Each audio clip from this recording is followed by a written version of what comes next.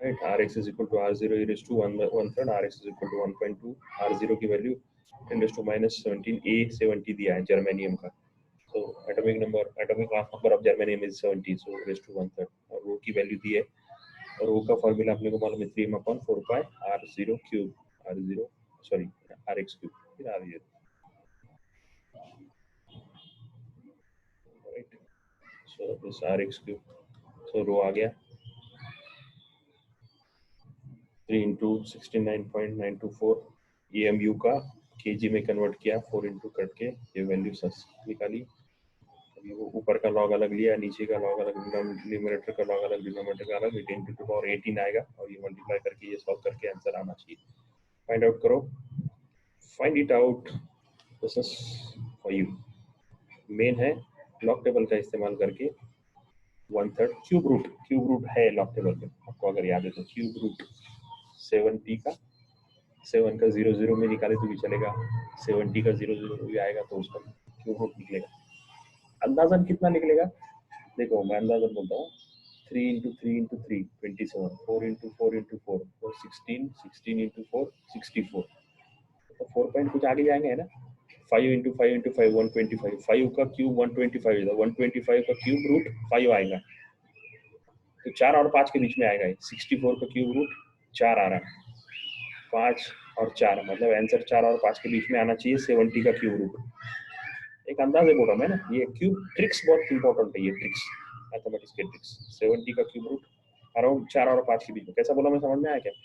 Cube root cube है, तो मैं ये बोल रहा हूँ 3 into 3 into 3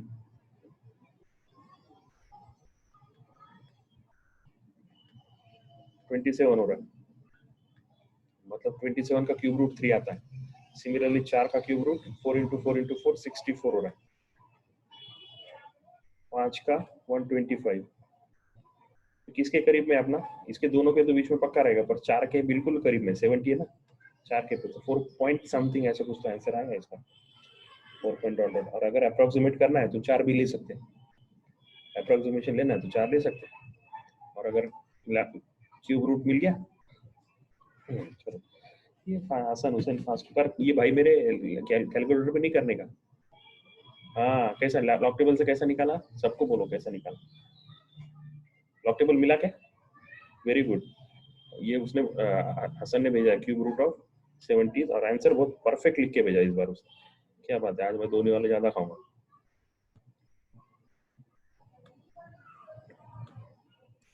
ये देखो ऐसा क्यूब रूट ऑफ मतलब परफेक्ट एकदम, क्यूब रूट ऑफ 70 इज 4.121, ऐसा आंसर ये उसने भेजा Hasan Hussain, cube root of 70 is 4.121, पर कैसे निकाला, लॉग टेबल से निकाला क्या भाई? Yes sir, very good. चलो तो 4.121 डाल के इसको करो फिर, चलो यहाँ पे करता हूँ मैं वो भी, वेरी गुड। यहाँ पे मैं what I can do is I'll just put one, एक लाइन यहाँ पे डाल देते हैं इसको, है ना, ये इसको 7, ये कितना आ रहा है 4.4, 4.11, मल्टीप्लाई करो, लॉग टेबल बनाओ, मल्टीप्लाई लॉग टेबल नहीं भी किया, डायरेक्ट 1.2 से भी मल्टीप्लाई किया तो सीधा सीधा आंसर आपको जो मांगता है वो आ गया। देखो यहाँ 4.9 into 10⁻⁻15 आया है, 1.2 into 4.11 4.9 आएगा ये, तो वो लॉग टेबल से किया है, डायरेक्ट मल्टीप्लिकेशन किया तो भी चलेगा। So that answer is there. अब इसका फाइनल आंसर निकालो, लॉग निकालो, करो फटाफट। सो आई जस्ट वेटिंग, है ना, 2 मिनट वेट करता हूँ, not more than 2 minutes, so that we can start the next points, है ना, nuclear forces, nuclear binding energy, energy curve, radioactive decay, और पॉइंट्स अभी तक तो 4-5 दिन लगेगा और कम से कम अपने,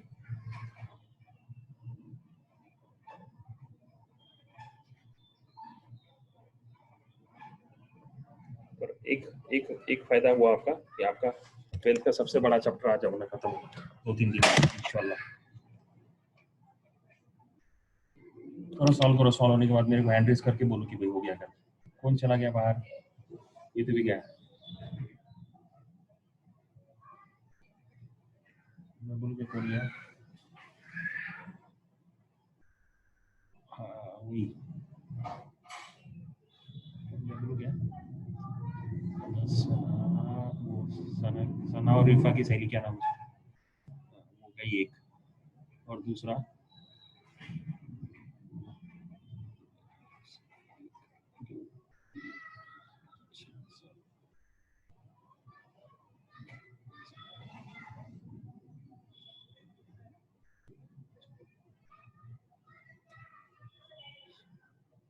तस्लीम,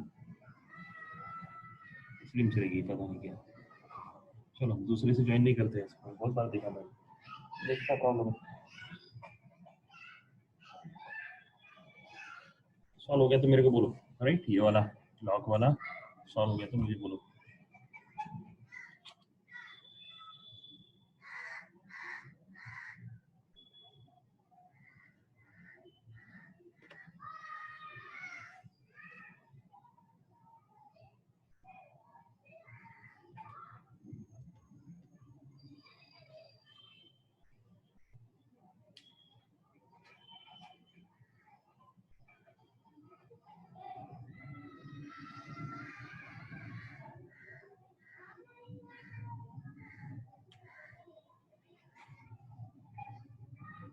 आंसर आएगा बोलो मेरे को, सेम आ गया, वो तो आंसर तो आपको पता है, पर आया नहीं आया नहीं।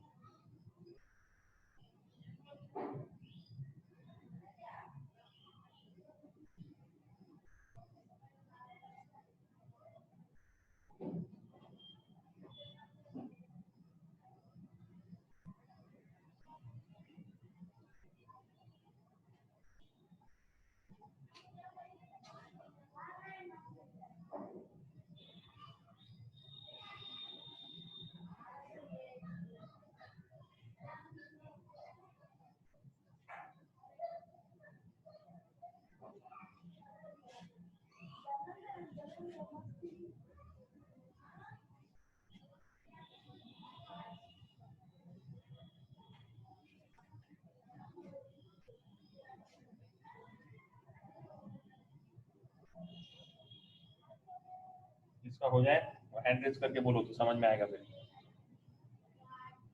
है ना। अगर हो गया है तो मेरे को हैंड रेज करके बोलो, समझ में आएगा तो फिर।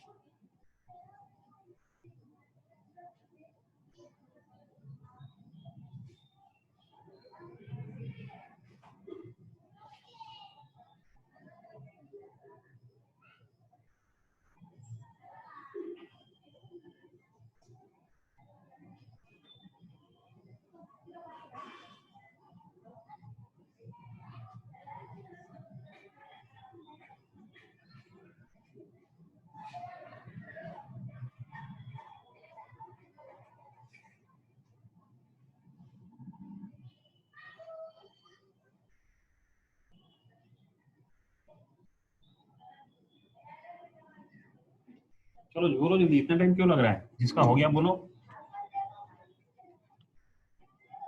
क्या बात है, नहीं बोल रहे? जल्दी बोलो किसका हो गया? इसका हो गया, हैंड रेज करके बोल सकते हो गया। नहीं, इतना टाइम क्यों लग रहा है पता नहीं।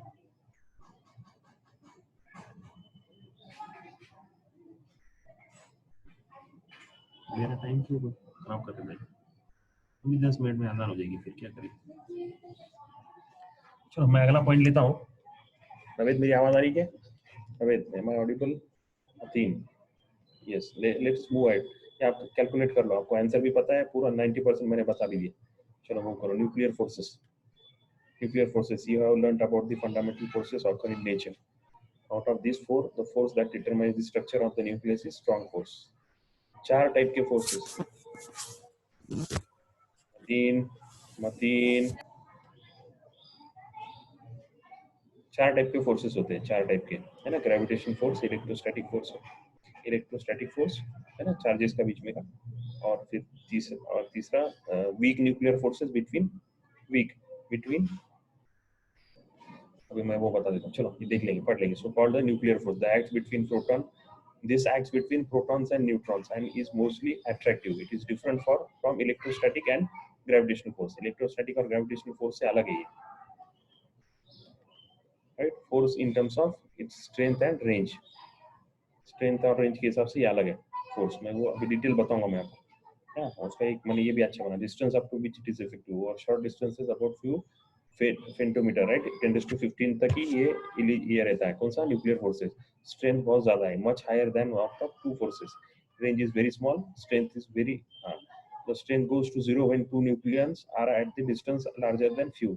This is contrast to the ranges of electrostatic gravitational forces. चलो, gravitational forces का distance infinite तक चलता है। तो proton is a nuclei repel one another due to their similar positive charges.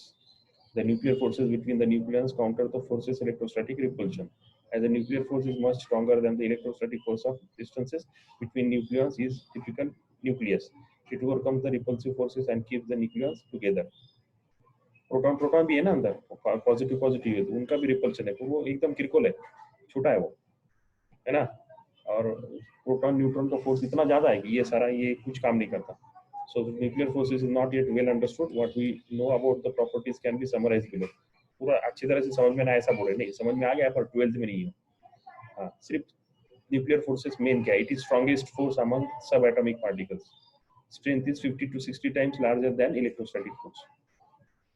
Unlike electromagnetic and gravitational forces which act over the large distances, ये small distance पे काम करेगा।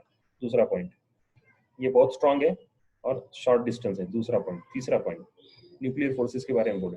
Nuclear forces in independent charge of nucleons, charge पे depend नहीं करता, positive रहो negative रहो attract ही करेगा। This is what is the main point, positive रहो नेगेटिव रहो।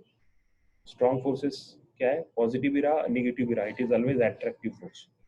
ये अलग फोर्स है ये, दिस इज डिफरेंट। हाँ, इंडिपेंडेंट ऑफ चार्ज, ये याद रखने का मेन। शॉर्ट डिस्टेंस पे काम करता है, वेरी स्ट्रॉन्ग और independent of charge. 3 point nuclear forces की, 3 पॉइंट। सबसे ज्यादा important, independent of charge, charge पे डिपेंड नहीं है। मतलब ये चार्ज पे डिपेंड वाला फोर्स अलग है, उसको इलेक्ट्रोस्टैटिक बोलते हैं। नेगेटिव रिपेल, पॉजिटिव अटैक, वो भी होता है किसमें? न्यूक्लियस के अंदर वो भी होता है, पर वो इतना कम है इतना कमजोर है कि इसके आगे कुछ नहीं काम करता। ये पॉजिटिव पॉजिटिव प्रोटॉन होने के बाद भी न्यूक्लियर फोर्सेस उसमें अट्रैक्ट हो जाते हैं। क्यों? कि वो दो पार्टिकल इतने करीब है, इतने मतलब फेंटोमीटर 10⁻15 मीटर के करीब में उनके दोनों को एक दूसरे को चिपके हुए, तो वो उनके अंदर रिपल्शन होता है, अट्रैक्टिव फोर्स ज्यादा है। So these are the 3 points, forces के 3 पॉइंट याद रखने हैं। 3 पॉइंट याद रखने हैं। पहला स्ट्रॉन्ग, दूसरा शॉर्ट रेंज और तीसरा इंडिपेंडेंट ऑफ चार्जेस। याद रहेगा? These are the 3 points, right? Now next is nuclear binding energy. ये पॉइंट जो है ये अपने को थोड़ा सा बाइंडिंग एनर्जी और ये बाइंडिंग एनर्जी कर्व, ये बाइंडिंग एनर्जी है और इसको बाइंडिंग एनर्जी कर्व बोलते हैं। Binding energy per nucleon curve, binding energy और बाइंडिंग एनर्जी कर न्यूक्लियन पर, इसको अपने को थोड़ा डिटेल में देखना है और इसकी न्यूमेरिकल्स भी है। तो ये आज नहीं, हम कल देखेंगे ये पार्ट, और इंशाल्लाह रेडियो एक्टिविटी के ये 2 पार्ट में कल खत्म करने की कोशिश करूँगा। अगर हुआ तो अच्छी बात है, क्योंकि 3 डी के अल्फा बीटा गैमा ये भी ज़्यादा से ज़्यादा 3 या 4 मिनट में आसान होगी, तो फिर अपना ये पूरा नहीं होगा, ठीक है ना? और अपना वैसे भी तो सिलेबस अच्छा खासा है ना। एक चैप्टर और फिजिक्स का लेके इंशाल्लाह फिर मैं मैथ्स की तरफ जाऊंगा। केमिस्ट्री के तो क्लासेस हो नहीं रहे, तो मैं उसको कुछ कर नहीं सकता, उनको रिक्वेस्ट कर करके थक गया मैं।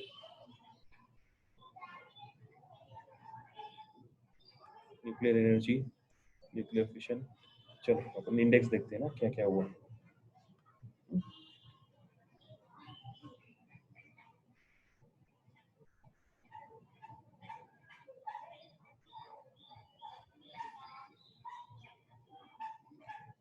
कहाँ तक है?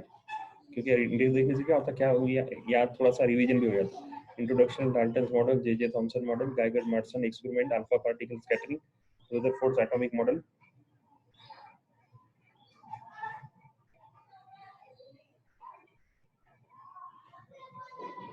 अभी मतीन क्या कर सकते हैं? अब तुम बोलो मैं क्या करूं? मैं तो रख गया, मैं उनको रोज फोन कर रहा हूँ, मैं उनको बोल भी रहा हूँ, क्या मैं थक गया।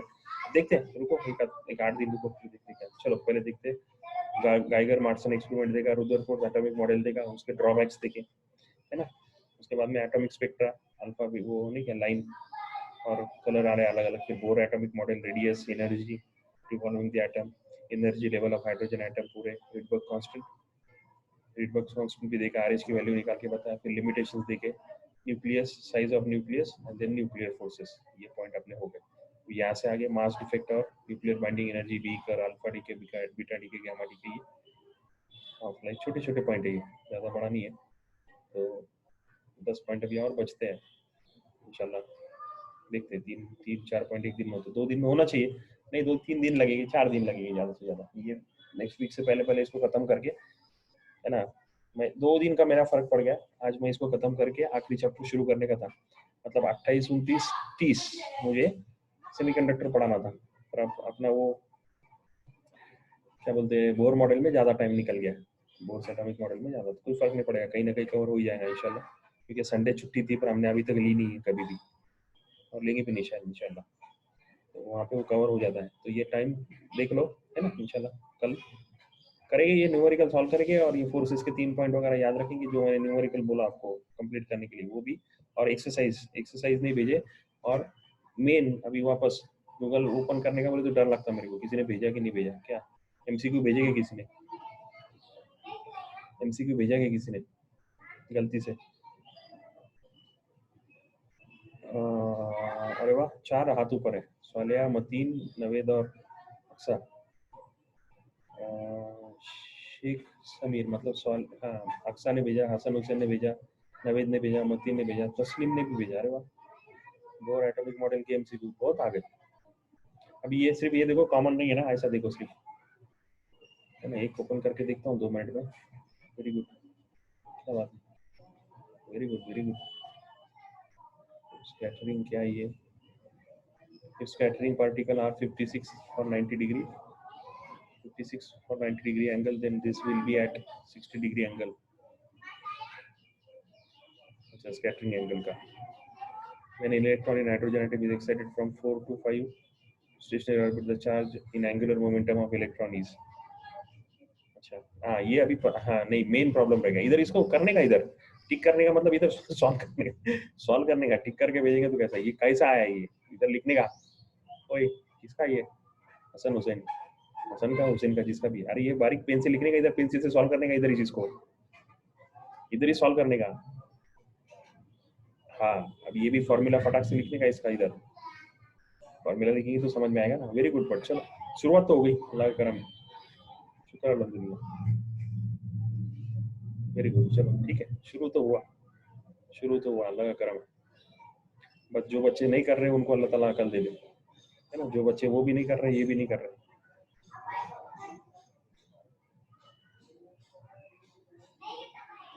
अच्छा ये क्या टाइप किए, क्या किए गए, वो कट पेस्ट करके भेजे, क्या करें, क्या करें ये बोलो मेरे को। बहुत सारे क्वेश्चन है। Very good. ये भी थी, देखो 20 है क्या, अलग अलग है, दोनों की अलग अलग पकड़। टाइप किए कि क्या किए?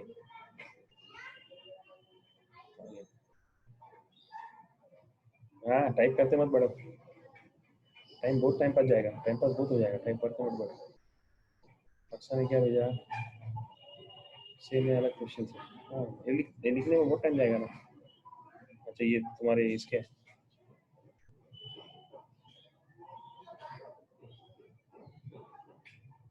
ठीक है देखो कितने एमसीक्यू, एक्सप्लेनेशन चाहिए, एक्सप्लेनेशन समझ रहे हैं ना, आंसर इंपॉर्टेंट नहीं है, एक्सप्लेनेशन चाहिए, है ना। जहाँ पे ऑफ द वेरियस सीरीज, चौथा पढ़ रहा हूँ, of the various series of the hydrogen atom, of the various series of hydrogen spectrum, which of the following lies wholly in the ultraviolet region? हाँ ये ठीक है, लाइमन सीरीज अल्ट्रावायलेट, ये तो सिंपल सिंपल सवाल है, लाइमन सीरीज का। पर जहाँ पे एक्सप्लेनेशन की जरूरत है ना, वहाँ पे लिखना पड़ेगा। हाँ, यहाँ पे लिखा है, देखो ये छठे में उसने लिखा है, वेरी गुड। 3.4 इलेक्ट्रॉन वोल्ट कैसे आया, 13.6 upon L square, very good, very good, ऐसा चाहिए। देखो ये अभी समझ में आ रहा है कि देखो ये बराबर, ये अक्सर ने बराबर किया, देखो वेरी गुड। आंसर 3.4 कैसे आया, तो कैलकुलेट भी किया उसने, क्या बात है।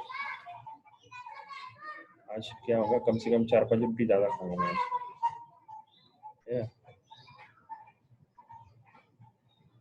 एक्सीलेंट, है ना, वेरी गुड।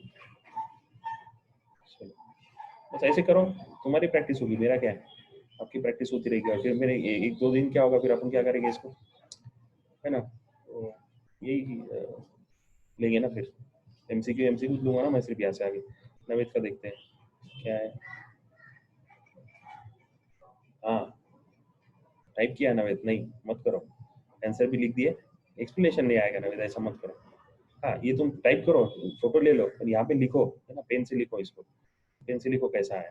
एक्सप्लेनेशन बहुत जरूरी है, और ये आज तुम्हारा कल क्या करेंगे, 3 दिन बाद तो एक्सप्लेनेशन इधर लिखो फटाफट, छोटा मोटा इधर नहीं, यहाँ तक पूरा, ये पूरा पूरा जो लिखा हुआ है उसके अलावा जितनी भी स्पेस है, व्हाइट स्पेस पूरी इस्तेमाल करो, कोई प्रॉब्लम नहीं, है ना। और वो तुम पेन से करोगे ना तो और ज्यादा समझ में आएगा, ये प्रिंटेड है और पेन से करेंगे, ठीक है, फोटो का पेन से लिखेंगे रेड पेन या फिर तो बहुत अच्छे से अलग कलर के पेन से इस्तेमाल करेंगे, तो बहुत एक्सप्लेनेशन, उधर ही एक्सप्लेनेशन बहुत सही हो जाएगा, है ना। तो ओके वेरी गुड, चलो देखते हैं आंसर्स ना, नवेद अगर कर सकते तो कर लो। In the may if in nature there may not be an element for which the principal quantum number n greater than 4, then the total possible number of elements will be, चार अगर नहीं है तो कितने आएंगे बराबर, चार से ज्यादा n is equal to not less than, तो 60 elements कैसे आया, if in nature there may not be an element for which the principal quantum number n greater than 4, n greater than 4, तो 60 कैसे आई,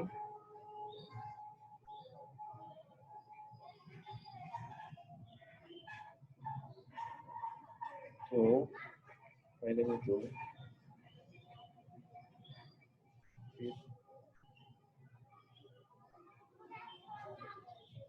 8,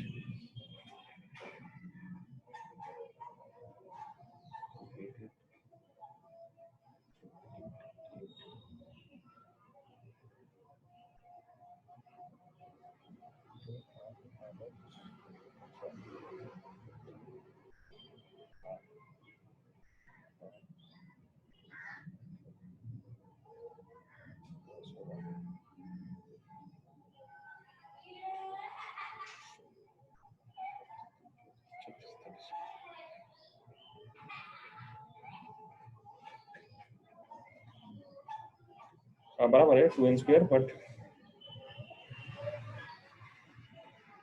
तो 2n स्क्वायर कितना आया? n square मतलब 16 हुआ, n का स्क्वायर मतलब 16 हुआ, 16 तो फिर कैसे क्या होगा? तो 8 10 तो 8 8 8 36 10 24 32 आ रहा ना फिर 2n स्क्वायर का। 60 कैसा हुआ? 2n स्क्वायर, 2n स्क्वायर से भी 4 16 हो गया तो 32। नहीं, कुछ तो गलती है, देखो जरा एक बार, मैं इसलिए बोल रहा थोड़ा सा एक्सप्लेनेशन एक्सप्लेनेशन। चलो, अल्लाह हाफिज। हाँ, 2 इंटू, ये बोल रहा मैं सही है, 2 2 plus 8 plus 8 2 plus 8 plus 8 plus 18, 3 का हुआ, 4 का प्लस 32। ओके, देख लो एक बार, चलो ठीक है, देख लो एक बार, देखो मेरा अभी ध्यान उधर नमाज की तरफ, तो मेरा यहाँ ध्यान नहीं लग रहा।